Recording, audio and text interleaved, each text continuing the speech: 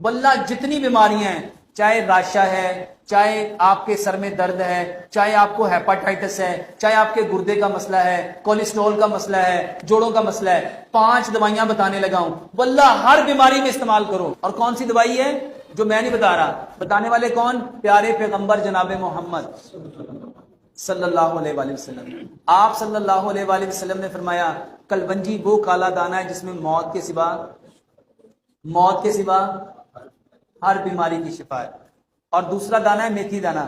روایت میں آتا ہے اگر لوگوں کو پتا چل جائے نا میتھی کے کتنے فائدے ہیں، لوگ اس کو سونے کے بس خریدیں۔ 100 گرام کلونجی لو، 100 گرام میتھی دانا لو، واللہ جو بھی بیماری ہے میرے کہنے پہ 40 دن اس کو استعمال کرو۔ کیوں کرنا ہے؟ کیونکہ نبی صلی اللہ علیہ وآلہ وسلم فرمایا کرتے تھے جو بندہ شراب پیتا ہے اس کے کتنے دن کی عبادت قبول نہیں ہوتی؟ کیوں؟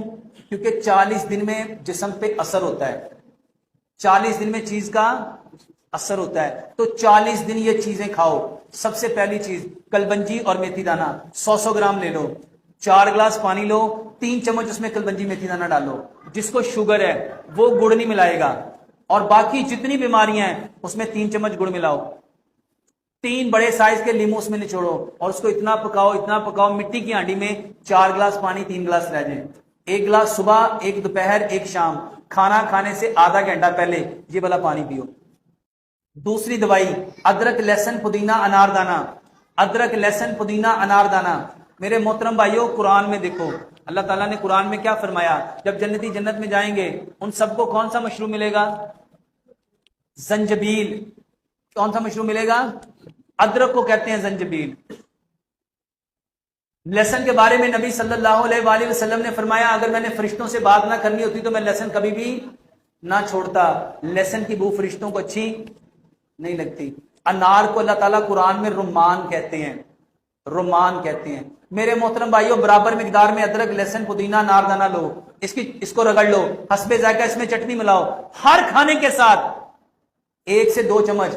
تیسرے نمبر پہ نبی صلی اللہ علیہ وآلہ وسلم باقاعدہ بیماروں کے لیے تلبینے کی نصیحت کیا کرتے تھے، اپنے مریضوں کو تلبینہ کھلاؤ۔ تلبینہ کہتے ہیں جو کا دلیا۔ بنانا کیسے ہے میرے محترم بھائیوں؟ جیسے دلیا بناتے ہو، جو کا دلیا، اس کو تلبینہ کہتے ہیں۔ تلبینہ 3 چیزیں ہو گئیں۔ چوتھی چیز میرے محترم بھائیوں رات کو 1 گلاس دودھ لو، 1 گلاس دودھ لو، آدھی چائے کی چمچ ہلدی، آدھی چائے کی چمچ دار چینی، آدھی چائے کی چمچ سونف، 2 سبز الائچیاں، 2 لونگ، اتنا پکاؤ 1 گلاس پونا رہ جائے۔ میرے محترم بھائیوں کوئی پرابلم ہے یہ دودھ پلاؤ، یہ واللہ دودھ پلاؤ، یقین جانو آپ لوگ دعائیں دو گے۔ 5ویں اور آخری چیز نبی صلی اللہ علیہ وآلہ وسلم نے، بلکہ اللہ تعالیٰ نے قرآن میں 2 چیزوں کی قسم کھائی، ایک زیتون ہے، ایک انجیر ہے، اور نبی صلی اللہ علیہ وآلہ وسلم نے فرمایا انجیر کھاؤ یہ جنت کے پھلوں میں سے ایک پھل ہے، اور زیتون کے بارے میں فرمایا اگر لوگوں کو یہ جو زیتون ہے اس کو کھاؤ بھی، پیو بھی، اور اس کی مالش بھی کرو، یہ مقدس درخت کا تیل ہے، یہ مقدس درخت کا پھل ہے۔ میرے محترم بھائیوں 3 انجیریں لو، اس کو زیتون کے تیل میں ڈپ کر لو، 1 انجیر صبح، 1 دوپہر، 1 شام۔